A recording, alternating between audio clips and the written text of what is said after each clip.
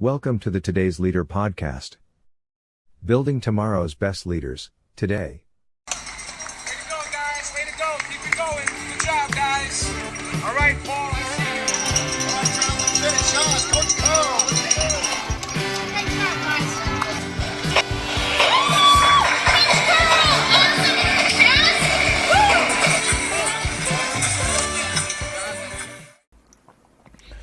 Hey there, it's Coach Curl here, and welcome to episode 389 of the Today's Leader podcast, Building Tomorrow's Best Leaders Today. Now, this week we have a show for entrepreneurs in the construction industry. Now, just for an understanding of the market and the size of the market here in Australia, the construction industry is estimated to be worth $424 billion. And of that, residential services account for estimated to be about $72.3 billion. It has a low concentration of market share, which enables barriers of entry to be lower. So it's easy for a qualified construction or a tradesperson to enter the industry. And success factors are known to be proven financial, managerial, and technical ability. Now, the size of the home services market portion of that $72.3 billion, so we're looking at renovations, improvements, and maintenance services, account for about 24% of that $72.3 billion. And once again, we look at a success factor here being professionalism and customer service, because you're ultimately dealing with the end consumer. Now, our guest today is an expert in the construction industry in America. Chirs Lalomia brings his unique style to leadership to build a culture of professionalism to the blue-collar world of home renovations.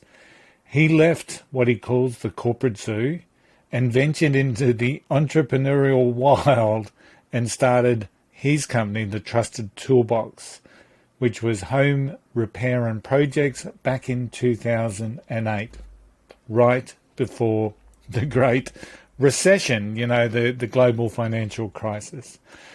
So while timing may not be his greatest strength, his ability to bring professionalism and customer service into the market certainly has been. He's grown his business into a multi-million-dollar handyman and remodeling company, which has won numerous awards in Atlanta, Georgia. He adds even more value today with the implementation of the Home Service Institute, in which he provides services, frameworks, and training for construction businesses to succeed. And after a word from our sponsor, it's my pleasure to welcome Chirs Lalomia to the podcast. The podcast is brought to you by Think and Grow Business, the home of the Think and Grow Business Mastermind. If you're serious about growing your business, get serious and join a mastermind group today. Find out more at thinkandgrowbusiness.com.au. And it's my pleasure to welcome to the Today's Leader podcast, Building Tomorrow's Best Leaders Today. Please welcome Chirs Lalomia. Now, did I get that right? You nailed it, Tony. Attaboy. All right, that excites me. The kid is coachable. He learned it really well, so I'm impressed. Excellent. So it's afternoon in Atlanta where you are. It's morning in Brisbane, Australia, where I am. So share with our listeners, please, Chirs, the Chirs Lalomia story.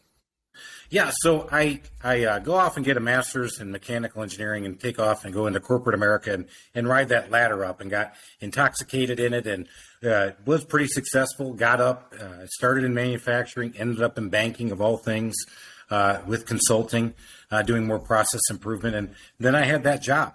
I had the one that everybody covets. I was in the corner office. I had 400 people working for me. I had custom suits. I had a Mercedes. I had a parking spot. But I just wasn't fulfilled in what I was doing. I've always wanted to run my own business. And I kept telling myself I would. And at 17, I had written down that by the time I was 35, I would have a machine shop with 50 employees providing parts for the automotive industry. Okay. And I wrote it out very specifically. I wasn't doing anything like that. Yeah. But I realized I definitely needed to take that leap. So I took the leap and started what is a handyman and remodeling company here in Atlanta. I started it right as the recession started, so my timing was horrible. And then I leapt into this thing, and I left my big job, and I sold my Mercedes, and I bought 2 white vans. I put myself in one van, hired another guy, put him in that van to be a handyman. Yeah. And then I built what today is a $5 million business with 25 employees, and we have remodeling and handyman, and we do it all around the North Metro Atlanta area. And it's not just the contracting that you do yourself within your organization. You help, from what I can understand, you help other contractors and tradies, we call them tradies here in Australia, to build a best business practice. Is that right? Have I got that right? Yeah, I realized about 3 years ago that I really wasn't in the remodeling and renovation business anymore. I was really in the training business. And I started to have my operations manager deliver the training. And one of the things we found that really lacks in the handyman, or the tradie, as you put it, world, is professionalism, the customer experience. It is very hard to provide a great customer experience, especially when you come into a homeowner's home. They might not have the right expectation. They may have no expectation. And the guys you're sending out there really just want to go out there and do their thing. They just want to either put that air conditioner in, or they want to put the hot water system in, or in my case, they want to hang a door or do some drywall. They really don't want to have to interact with people that much. They just want to be a skilled trade and an artist. Yeah. So what we did was we started training them around the customer service piece and demonstrating to them that if they follow this method, not only will they get into the transaction easier and do the work that they really want to do, they actually get rewarded for it in ways of tips and reviews online, where we pay for good reviews online. And my average tenure at the time of having handyman was about 7 months. And today it's over 2 years. Okay. So we realized we had a pretty good model for training other trades, regardless of industry, in customer service skills that will not only keep people working for us, but improve our overall reputation and ultimately my profitability. It's a pretty unique working environment. I take it, from a tradie or a contractor, to be working in someone else's home, and it's someone else's home that usually they're still living in. It's very rare that it's less rare. It's less common for people to be doing those complete rebuilds where people move out. Usually contractors are working inside their house when people are still living there. So it's quite a unique working environment. And a lot of complaints that we hear about tradies or contractors is the mess that they've left, or the, smoking inside the house, and, some of those key little things that you would think would already be part of the vernacular of trying to maintain customer relationships. So what is it that you see, and what is it that you train and teach tradies in how they operate within a customer's house? Yeah, you actually hit on exactly what the problem is. These guys are really artists, and they just want to do their artwork, and they don't realize that showing up on time, more importantly, letting them know you're going to show up on time. In our today's world, we call it the 3 secrets of the customer. Yeah. The first secret is we want instant gratification. We have Uber Drive, Uber Eats. You want to go watch a movie on TV, or you can do it instantaneously. You can watch it on your phone. We have that instant gratification. So I teach the guys that, knowing that when you show up, you let them know you're going to show up at the intended appointment time or late. When you show up, you show that you're going up and you're going ready for work, because getting into the transaction means you can get out of the transaction in a better way. Yeah. So by demonstrating that, and what we've found is just by saying what I'm telling you on the phone, one thing we do know about tradies or contractors, they're not classroom people. They didn't want to go on to college. They want to learn with their hands. Yeah. They wanted to demonstrate and learn. And they're awesome, and they really are amazing. So what we do is we tell stories to engage that skilled trade brain, and then flip it into letting them know, if you do this and do this and we do other things like checklists and how to leave with a great review finish. And we have numbers of modules that we have developed through the Home Service Institute. And that by doing that customer service piece and continually reinforcing it, starts to build that culture of customer service first, because it puts more money in their pocket and allows them to hit their personal and professional goals. And sometimes it's just making them aware of it. So I would imagine, because some would just not even give it a second thought, that, to clean up after themselves or even show up on time. When a tradie gives you a window of time, I'll be there between 8 and 12 in the morning. But that's really frustrating for a lot of customers because that's half a day that they're sitting around. And I guess part of my next question is, we're very conscious when a tradesperson is late, but is it just as frustrating for that tradesperson to be early or half an hour early for their designated time as what it is for them to be late? Walk me through that. We have found that showing up early is by and large more accepted. Showing up late, you'll hear phrases like, "You've ruined my day. You didn't let me know. And you said 8 to 12, which is unheard of in my business. We have it down to a half an hour arrival window." Wow. And that is hard to do, especially with the sprawling city of Atlanta. But what we know is that if you let them know, hey, between 8:30 and 9, it's looking like 9, then he can go get another cup of coffee. She might go run an errand. She might go get taken care of, and she might go take a shower so she's more presentable. Because remember, when we're going into people's houses, we're going into their castle, we are invading their space and we're invading their time. So showing up early has not been as bad. Now, showing up late and working into the dinner time hours, it is amazing because the conversation is never confrontational with the technician in the field. It is usually, "Hey, it looks like you're not going to be able to finish. Let's just go ahead and finish tomorrow." And then they'll get on the phone, call the office, and say, "He kind of showed up late today. He was a nice guy, but let me tell you all the things he didn't do." And we found that that's where the customer service goes away. And by training the guys on this, we tell them, look, if you show up on time, you communicate, you jump into the job, they're usually reaching for their wallet or their purse, and they're going to give you a tip. Or when they run the credit card, they say, "Hey, run an extra $20 for yourself." And we see that often. Okay. What were the three secrets to customers? The three customer secrets again. Yeah. Number one, every customer thinks the transaction's done the moment you show up. Instant gratification. Yeah. Number two, customers want to buy from people they like. They want to like you. And they'll give tradies or contractors, they give us a little leeway. Yeah. If we're a little rough around the edges, maybe we don't smell the best. Maybe we're not as clean looking as the professionals, bank tellers, or people at banks, but they'll accept it. But they want to buy from people they like. And lastly, if you don't show them how much this is going to cost, the customer automatically doubles the discount they think they're getting and thinks the additional work will be exactly half of what it really is going to be. Wow. And that's a big one that we train around a lot. And I have seen this in spades. And frankly, I just did it to myself a month ago because I wrote up my own work order for my guys to come work in my house. I changed it. And in my head, I overcomplicated the thing I wanted them to do. So in my head, I was thinking, okay, well, I'm going to pay the guys, it's going to be $200 instead of $100. And I took double it off. I took off $300 or $400. And the thing I wanted them to do, I just added $100 on, and I was wrong. So we always take the benefit as a customer because we are uneducated when it comes to home services. Yeah. Many of us, like you said, you're worried that these guys are going to make a mess. Yeah. You're worried they're not going to show up. You're worried that they're going to take half your money and then leave and never come back and finish the job. And you're worried that they might be trying to slip some shoddy products in there that you weren't expecting. So there's always this apprehension. Yeah. And when it comes to customer service, the anxiety level is always up when we're coming into their castle and invading their space and time.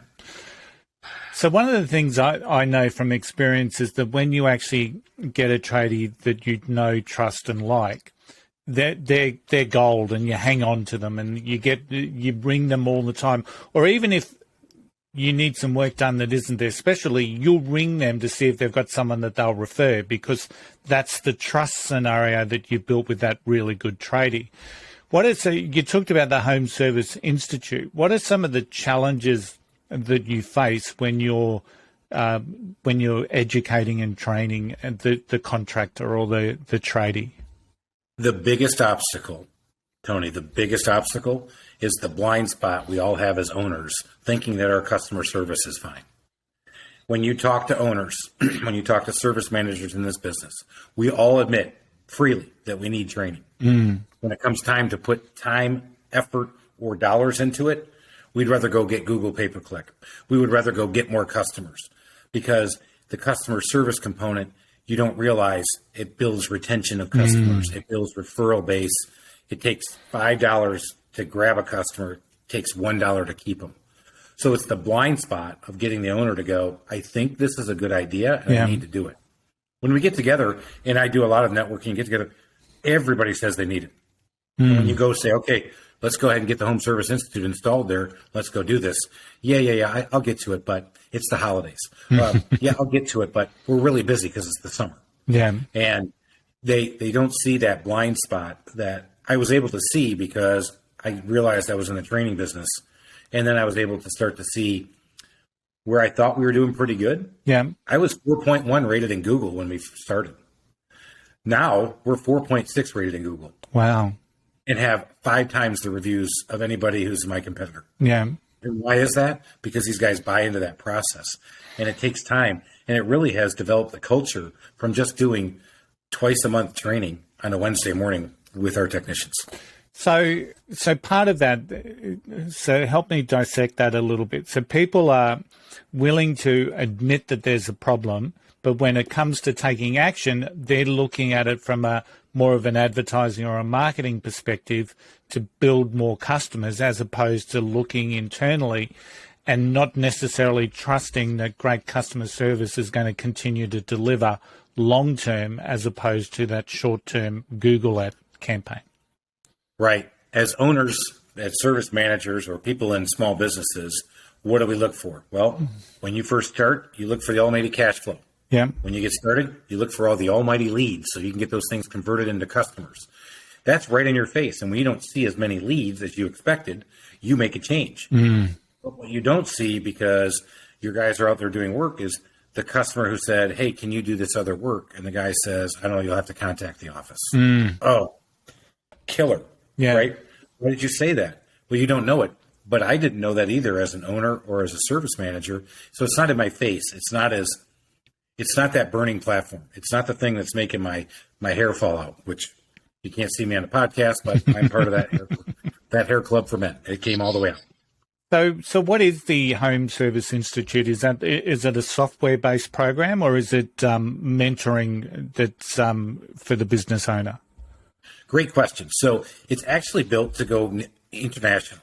So we've done it on a learning management platform so that you can subscribe to these videos, play the videos, and then they get talking points that allow the service manager or owner to reinforce the points that work for them.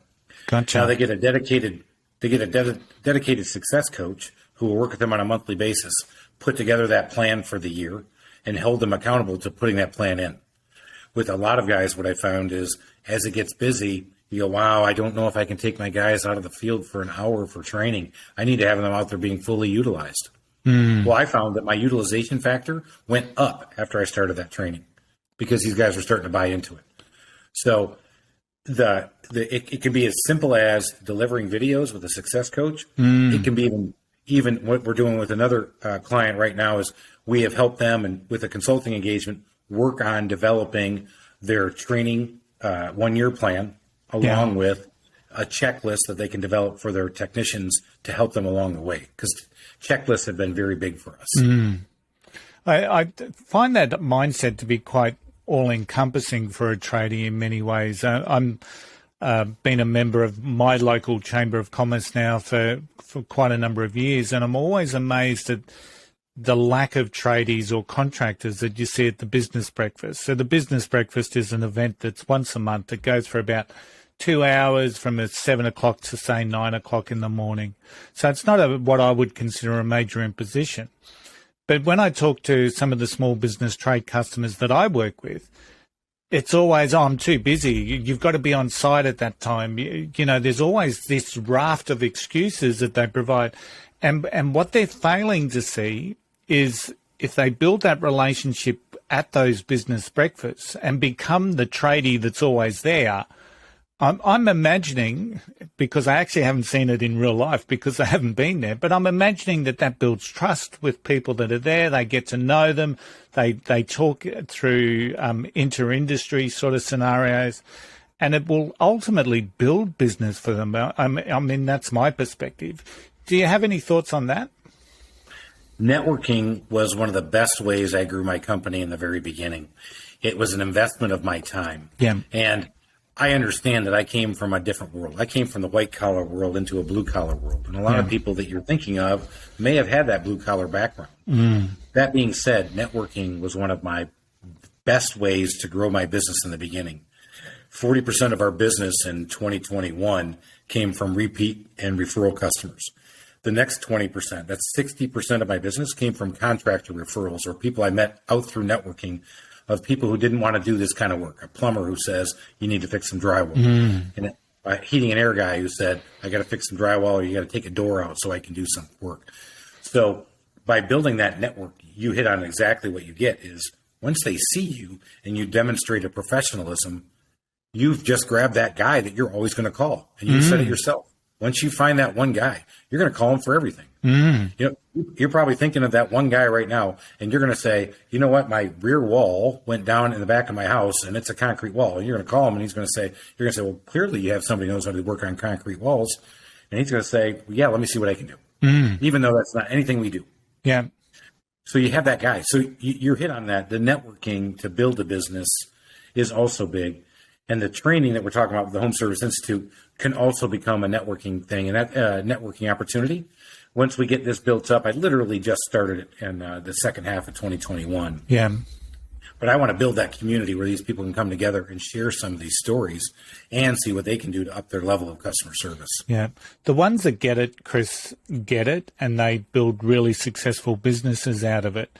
And the ones that don't get it always seem to struggle or seem to be happy with the status quo. There's a couple of tradies that I know in my network, and every time I talk to them, hey, how's it all going, Barry, for example? And Barry will always say, oh, it's busy, busy. And it's the only word that they can describe themselves. And I get the sense that they're on this treadmill because they're not making their business any easier. They're maybe trying to do too much themselves. They're not trusting of their team. They're multifaceted. They're working leads as well as trying to do the job themselves. And they just get caught up in this whirlwind of busy. So does part of what you do help them with that, start to designate where they should be focusing? So I talk about this in my book, From the Zoo to the Wild, that I left corporate America and I leapt out into the wild world of small business ownership. But a big part of the book is about how I was able to scale my business. Yeah. And by being involved with the Home Service Institute, by design, you work with me. And one of the things you just hit on is exactly it. If I'm a one-man show and I am a remodeler or I'm an electrician, I can't do those 2 hours once a month because I can't. I have to go work because I have to stay busy. Now I bring in an apprentice. Now I get a lady in the office who answers the phone calls. Now, if I can let my apprentice do that job for 2 hours, I can go to this meeting for 2 hours. How do I do that? Well, you have to have a process. You have to have some things in place that are going to allow you to take that time and those 2 hours off. Today in my world, where I'm at with my company with 25 employees, I spend about half of my week on the Trusted Toolbox. The other half of my week doing things I love to do, promoting my book, sitting here on this podcast with you, working on the Home Service Institute, even doing my own podcast. So I've proven that you can do it, but it does take time. And I was an overnight success, just took me 13 years. Always a good way to put it. Talk me through, I saw some of the work that you've done, and you talk about the vanity line versus the sanity line. I'm intrigued. Well, I just used it on you, and I'll come clean. I stuck my chest out and said, Tony, we're going to do $5 million in 2021. That's what we did. That's my vanity line. That's a big number. How much did I keep? That's my sanity line. Gotcha. Notice I didn't tell you how much I kept.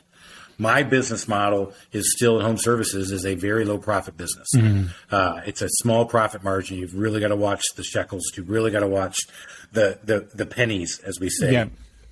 So if you're listening to this, I do know that if you're an employee, you think I'm keeping about $2.5 million. And I'm going to tell you, I'm not even keeping a tenth of that. Wow. So in the business that I'm in and what I'm doing, the vanity line sounds really good. This is the guy who comes up and says, hey, Tony, I'm really busy. Yeah, how much you going to do? He's going to say, I'm going to do $800,000 this year. Yeah. And then the sanity line. after you get done paying for advertising Yeah. and rent and telecom and all this other stuff, that's what happens. What a great way to phrase it. The vanity line's your top line, revenue, and then your sanity line is what you're ultimately getting yourself after all the hard work and expenses. I like that. I'm going to use that. And All right. yeah, because to me, it makes so much sense. And once again, I see so many consultants out there saying, I can turn your business into a 7-figure business. So that's the vanity line. But then what is the sanity line that comes with that? That's a really good way to phrase that. I like that. I had a marketing consultant once tell me when I first started the business, he said, I can guarantee I'm going to double your profits. And like, I'm a brand new business. I haven't got any profits. So that's a pretty easy, simple guarantee to make, because doubling zero is zero. So, but yeah, it's the vanity line and the sanity line. I really like that one, Chris. So Chris, let's talk a little bit about you. Who's inspired you in your journey? I've been inspired by 3 people over my life after my parents. Obviously, my parents, a lot of times people like to hear the rags to riches story. I don't have that story. I had a family, a middle-class family in Michigan, that I had a springboard. These people actually gave me a chance to jump as high as I possibly could. I didn't have to climb out of a hole. So my parents set up my nurture, if you will. Okay. And they really helped me there. One of the first bosses I ever had when I was 17 was a guy named Camille Torres, who had his own machine shop, and I was enamored with him. I was going off to the university. He said, hey, stay with me and work. My dad's the one who said, I think you better go off and get your degree. I was really, because what he said really hit me. He took a lot of interest in me, really helped me through machining and showing me how manufacturing will work. But he said something to me that I've always believed. If you find your play at work, you will never work another day. Now, I work a lot, so that's not completely true. But I will tell you, if you can't tell through this podcast, I'm really passionate about what I'm doing now. Very and much if you would have so. listened to me when I was back in corporate America, you probably wouldn't have heard the same passion. And I'm a pretty excitable guy. Yeah. So he was number 2. My third one was my first management job. I had a great boss. Yeah. And that was the first time I actually had to lead a small team of consultants. And they really taught me how to refine my edges, how to really get more out of people. Yeah. These were high-performing A players, type D in the disc profile. Yeah. These are people who are going to go after it. And he taught me how to manage them and not strangle them. And then I really was able to take that along. And then, of course, books are always your best resource. And I've got hundreds of them in my office. Excellent. What are the traits that you would expect to see in a leader today? We know that leadership is a consistent evolution. I'd like to think of leadership as being a bit of a revolution at the moment. But what are some of those traits that you would expect to see in great leaders? I expect the first one, I think this one's going to be big, is to be very self-aware. You've heard me talk about blind spots if you've listened to the beginning of the podcast. I think a lot of us as leaders have blind spots. And when we recognize them, it'll help us. My greatest strength is my passion. I'm getting ready to have a strategic offsite meeting for my office staff and my sales and remodeling team. And as I said to the guys who helped me facilitate it, I've got 15 of them there right now who will ride or die with me. My passion has drawn them to me. Now, my passion is also my greatest weakness because quick to anger doesn't get you the right outcome. Yeah. And I think that's where I think a great leader thinks about the result he wants to get, self-awareness of what she wants to have as an owner, and then holding people accountable for it, and actually recognizing the fact that a team can do more than you by yourself. Very much so. What about failure and the troughs that we have during our business journeys? We've got amazing highs, but we can also go pretty deep with the lows. So tell me about your relationship with failure. So had a lot of it. I no less than twice should have probably shut my business down. Yeah. I wasn't making the money. The juice wasn't worth the squeeze. There was no vanity to be. There was a vanity, but there was no sanity. But I powered through. And one of the things I learned about failure is that I'm a pretty optimistic guy. I used to be the person who would tell you in corporate America, I'm a realist, which means you're pessimistic. Yeah. But I became more optimistic. And with failure, the one thing I will tell you that happens is I remember these things every day. A good leader also solves problems. As a small business owner, we solve problems every day. That's what we do. And so you're just solving more problems. So that's one. The second thing is, realizing that you're optimistic, but also finding somebody to help you with those blind spots again, to tell you where you're really whiffing. And where I was whiffing and really missing the mark was my service had started to grow. My reputation started to get better, yet my pricing was way off. Wow. Yeah. I was scaling, but I was scaling so fast that I wasn't making any money. Yeah.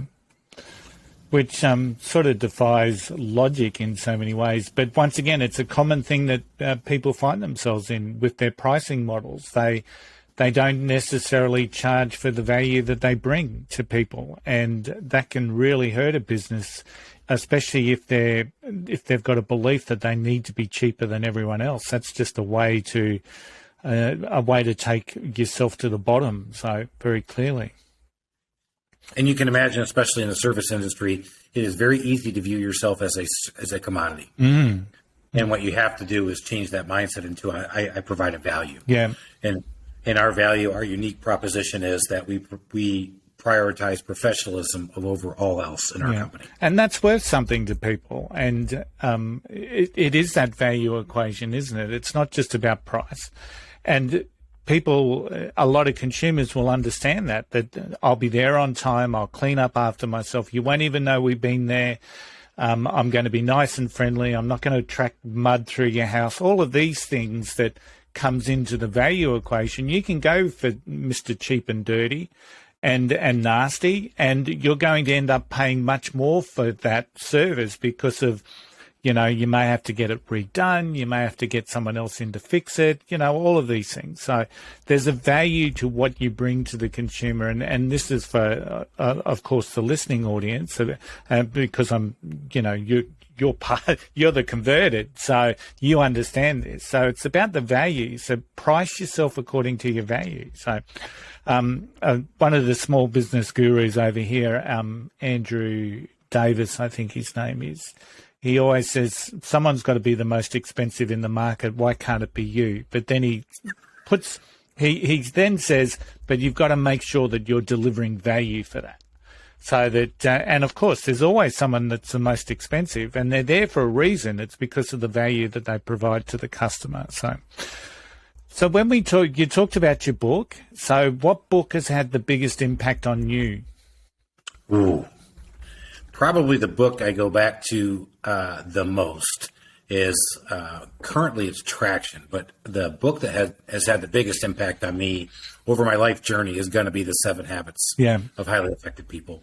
When I first came out of graduate school and went to engineering, I was all over the board. I was the mad scientist. I was never, everybody jokes about ADD and it's not a joke, but I was the guy who was all over the board, and I had a boss say, you really need to prioritize and get your stuff. And I read that book, and it really changed the way I thought about my life and the way I attacked it. So, but right now I'm using Traction a lot, which is the Gino Wickman book about getting your team lined up on your 10-year, 3-year, 1-year goals, getting them on quarterly objectives. So that's what we're going to go sit and do here in a couple of days here in January. So Traction and the 7 Habits. So many, and what I love about the 7 Habits is those habits just stay with you forever. And you may be looking at something and all of a sudden, seek to understand, then be understood just pops into your head because it's relevant for you at the time. So, what's the one about sharpening the saw? So all of these things just pop into your mind when you need them, and that's the impact of a great book. So now, Chris, with everything that you've accomplished, what are you most proud of? The most proud right now is that my business does run without me having to be totally in control. I get to see a team solve problems themselves. I get to see them be self-gratified for the work they do. They feel self-fulfilled. That's probably I've had people say that you don't just have 25 employees, you have 25 families that you're responsible for as a small business owner. And I feel enough pressure as it is, so I don't think about that one. But but I can really appreciate that. And it's pretty cool. I actually built something with the Trusted Toolbox that I am proud to say when it's on my chest that I am proud to be that owner. Yeah, that's that old vanity line coming in again, and that's good to hear. So the Trusted Toolbox is something that is obviously really close to you. So with that, how can people connect with you? I've got no doubt that there'll be people listening to this that it just makes sense, and they want to learn more about, the Trusted Toolbox or the Home Service Institute. So how can people connect with you, Chris?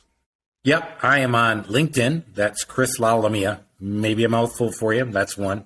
I'm on Instagram. I'm actually the customerservice.freak on Instagram. That might be easier for you to find me. Yeah. You can always DM me there. We have a number of websites, but you can always hit me up at Chris, C-H-R-I-S, at thetrustedtoolbox.com. Send me an email. Happy to spend 30 minutes with anybody. Not trying to sell you on anything I'm doing, just to talk to you about business. Excellent. And we'll have those links in the show notes. So thank you so much once again for coming on the Today's Leader podcast, your investment in the leaders of today. And I thank you very much for that. And we'll talk again soon. I look forward to it. Thanks. And now, it's time for Tony's 2 cents. The trade business is a constant evolution. So if you're a tradie and you're in business, or you're a business or a construction entrepreneur in business in the construction industry, it's a constant evolution. The ones that truly build businesses are often the ones that think outside of the box and break away from the trading and construction norm. And one of those norms is this concept of busy. Just being busy, earning a wage, delivering services. Tradies can often have a limited time on the tools. Some of their work is hard, it's hot, it's backbreaking. And you've really got to ask yourself, do I really want to be doing that in 30 years' time? Working in confined spaces, working on tin roofs, on a Queensland summer, for example, aren't the greatest of things to be doing, especially when you're getting on and you're nearing retirement. Is it really something that you see yourself doing in 30 years? So ask yourself, do you really want to build a business, or do you really want to just create a job? And that's the question that you really should take some time to review. To many, it makes sense to move from craftsman into coach, into mentor, and develop others within your team while building your business. And this is where something like what Chris has with the Home Service Institute can really enhance what you do and how you grow. And ultimately how you drive your business, your customer retention, your customer satisfaction, and your ongoing success of the business. If you're keen to know more, of course, I encourage you to check out Chris's links that are, of course, in the show notes. If you're looking to build better leadership skills, check out the Today's Leader website at todaysleader.com.au. We really are driving a leadership revolution to build tomorrow's best leaders today. Today's Leader is a collective, the mindset to make a difference, the ability to create an impact. Think and Grow Business hosts our Today's Leader Mastermind. Think and Grow Business, where we focus on personal, professional, and business growth. Book your free 30-minute discovery call right from the homepage at thinkandgrowbusiness.com.au. Don't forget, wherever you are standing stronger, braver, and wiser. Don't forget the golden rule. Don't be an arsehole. I'll see you all again next week. Bye for now.